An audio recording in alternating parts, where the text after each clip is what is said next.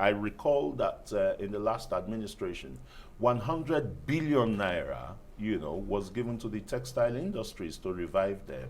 And that money came from the CBN to an intervention fund. But is there anything to really write home about that money, the utilization of that money? Well, let me begin actually by answering your first question. I will come to that. All right.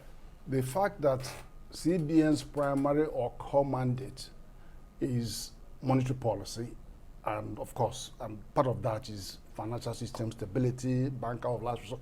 But it has a secondary role, which is to ensure we have a sustainable economy.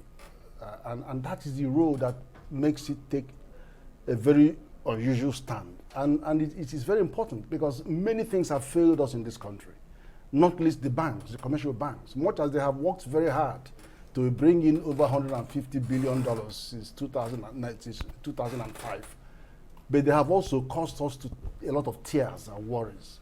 The lending structure is such that the maximum actually they have about 17% of their overall lending goes to the MSME sector. It used to be worse than that. There was a time in 2012 it was 0.4% of their lending.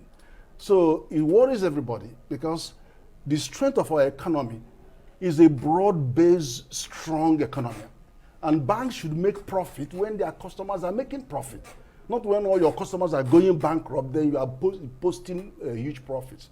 And the CBN has actually read the Riot Act to the banks. Some of these banks, they have blocked them from paying out dividends if they have non-performing loans that are over 10%. The benchmark is much lower, 5%. So they are actually blocked. And there's so many steps that the CBN has taken that should breed comfort to all of us.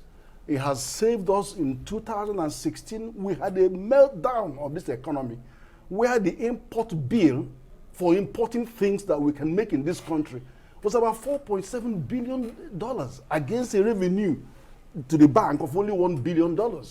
So for it to have saved, and every other policy holder disappeared on the scene. So CBN was the one that stood there and saved this economy. And everybody acknowledges that. He went out to create far more creative channels, like he has this importers, exporter windows, things, policies that are actually working. Over $50 billion have exchanged hands in those.